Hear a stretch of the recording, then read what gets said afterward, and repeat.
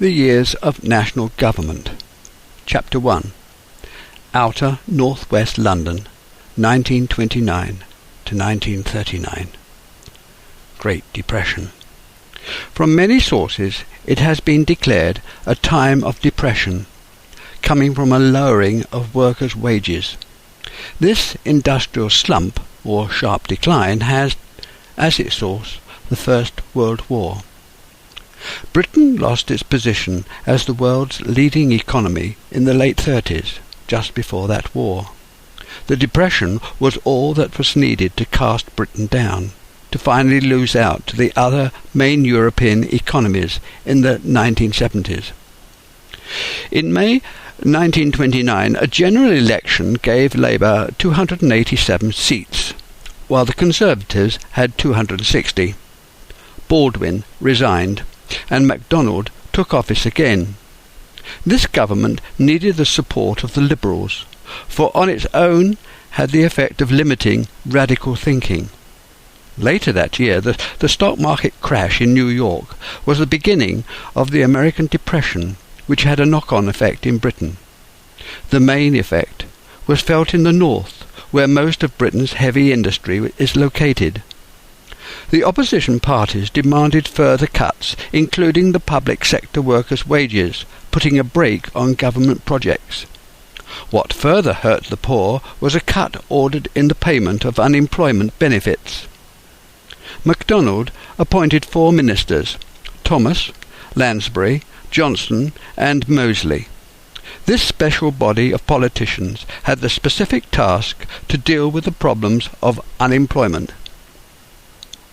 Wage reductions, general strike.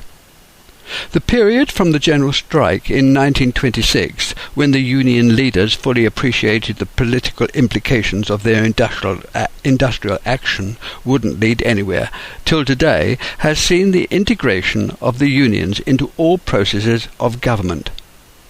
State assistance to particular industries integrated the government into both what the managements and unions wanted. This was necessary with the beginnings of rearmament and ultimately war.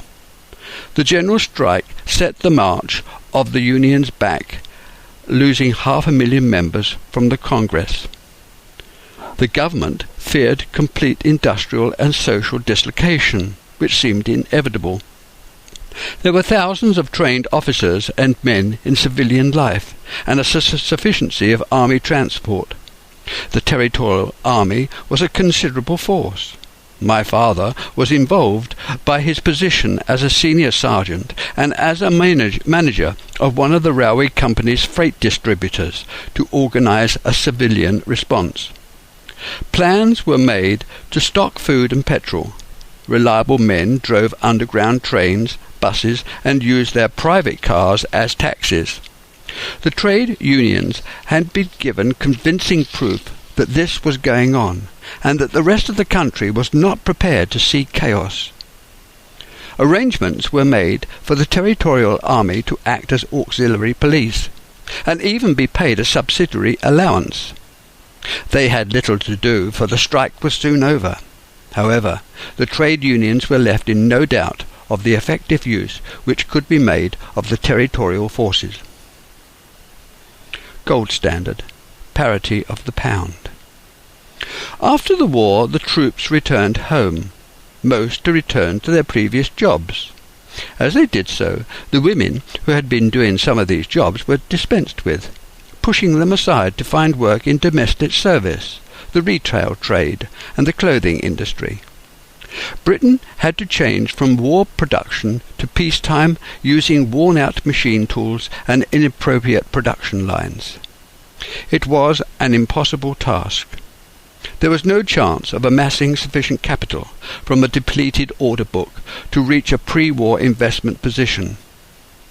The government was advised by the Bank of England to make the pound the same value as the pre-war dollar, nearly $5 to the pound, convertible to its value in gold.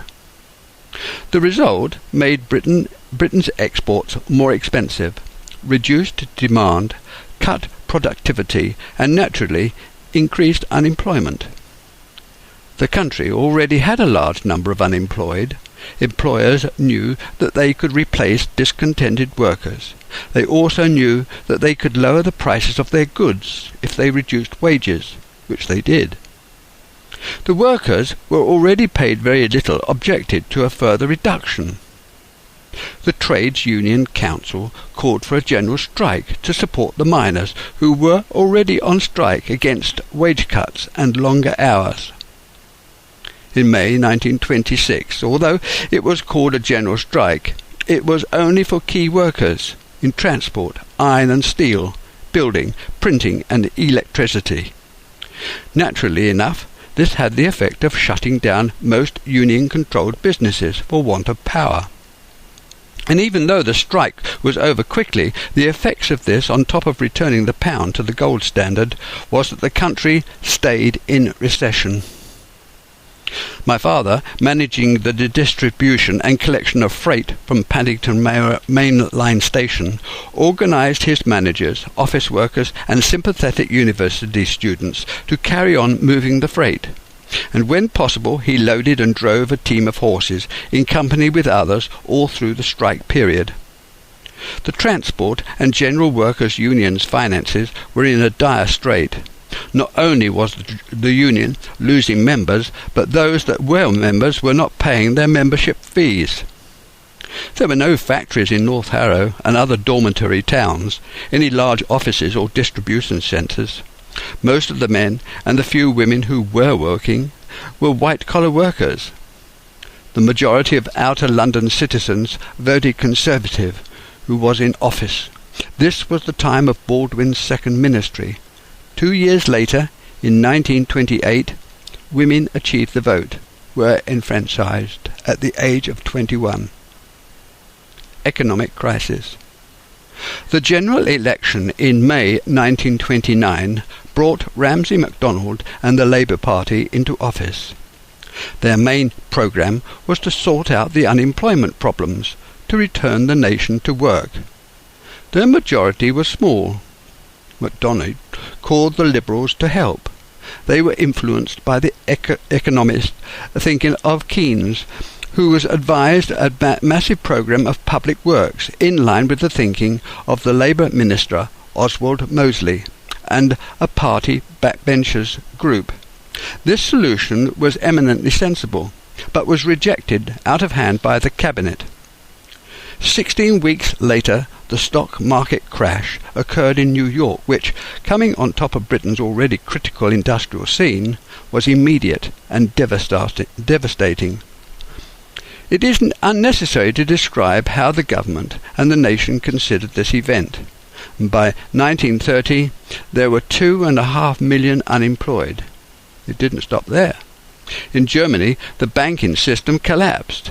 There was a run on the pound. The cabinet couldn't agree to spending nor cuts or in reducing the unemployment benefit.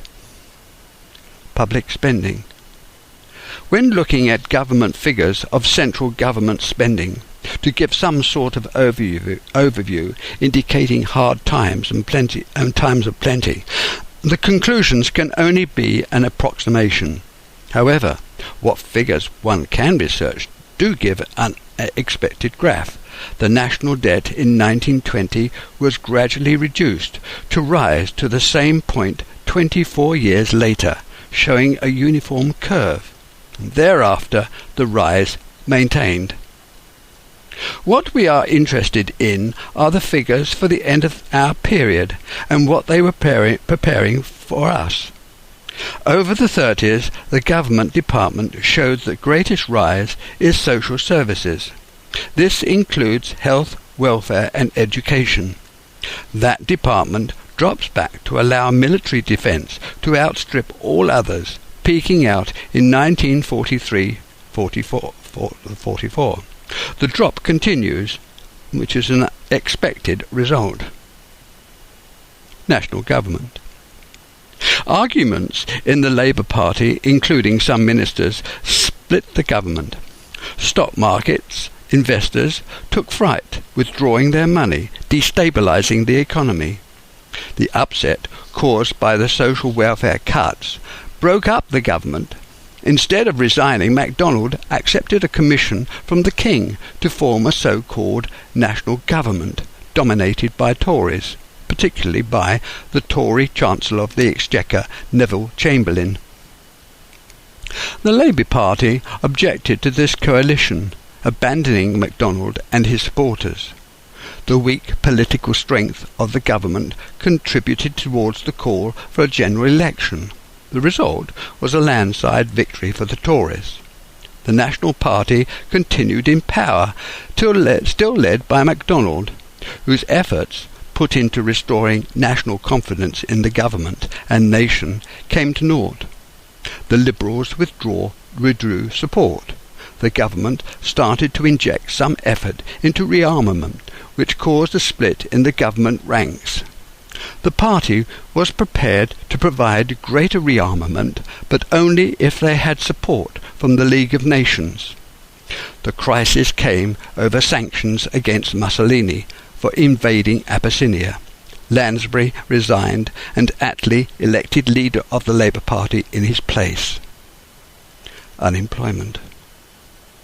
At the start of this period, just before 1930, the country's unemployment figures rose to 1.25 million.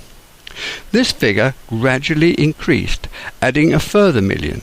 A year later, the figure rose to almost 1 million a year after that.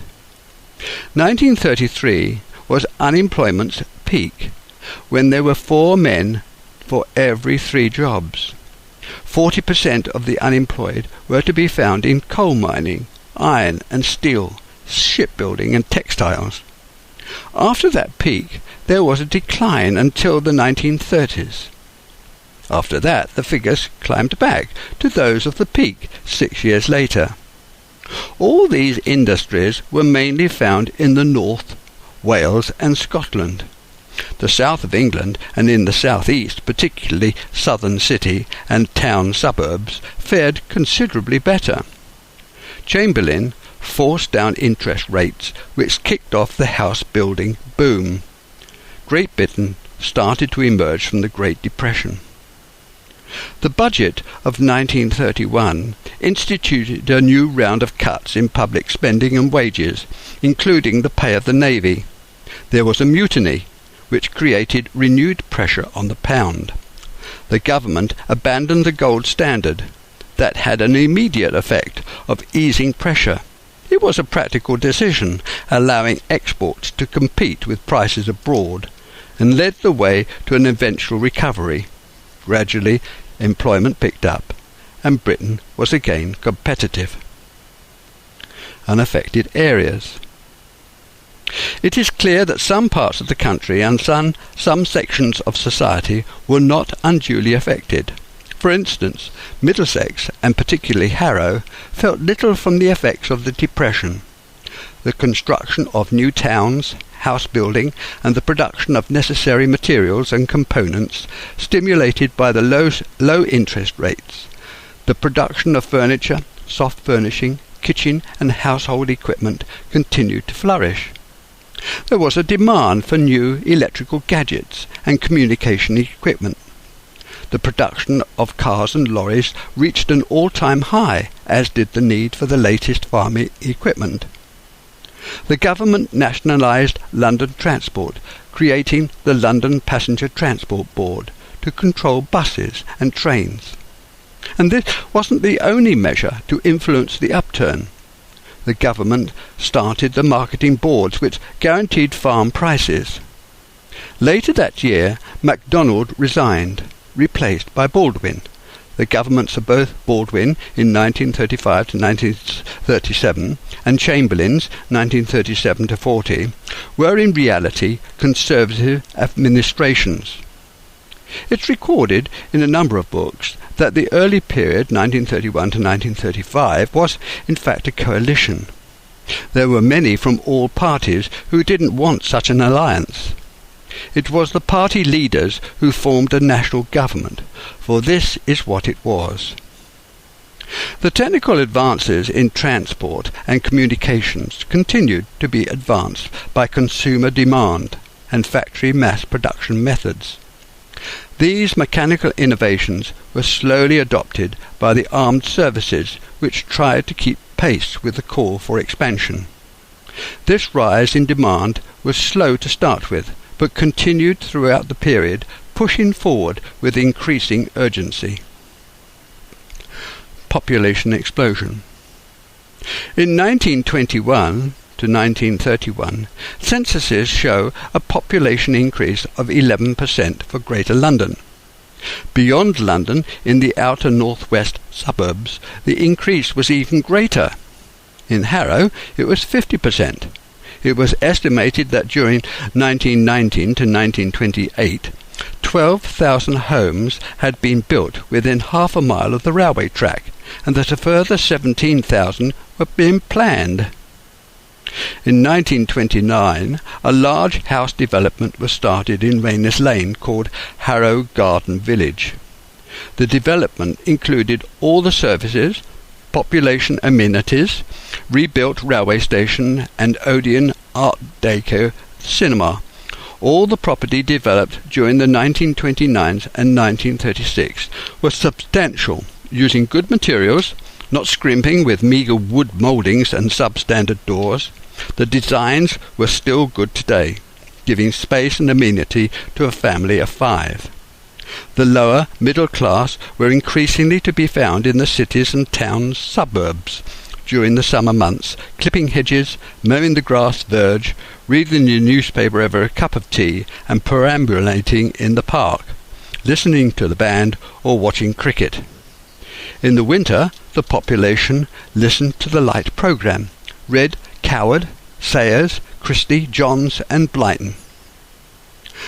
My mother left the small and Tidmouth lace mill in South Chard to work for Mrs. Roper, the owner of Ford Abbey, as a lady's maid.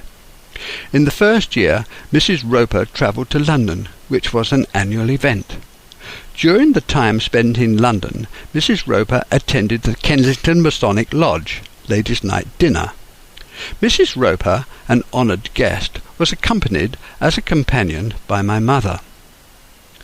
As a Masonic Lodge official, my father and other Lodge senior members, including their guests, sat at the top table, and during the evening my father invited my mother to dance. Within the year, my father and mother were married at Tatworth Church, in the village my mother was born in. The wedding was celebrated at my mother's previous home in Perry Street. My parents went to live in a rented house in Sudbury, a suburb of Wembley, not far away from Harrow-on-the-Hill. A year later, my brother was born. Contemplating an increase in the family and needing a larger garden, they moved to North Harrow in 1935, the same year I was born. The house had only just been built, they being the first occupants. It was the same year King George V and Queen Mary celebrated their Silver Jubilee. My father's philosophy of property ownership was clear. He believed that given the choice, he would prefer to rent than to buy. Now, it was never made clear to us children why he thought that. He obviously saw no merit in passing property on to his children, or using property as an insurance, as a means of retirement collateral.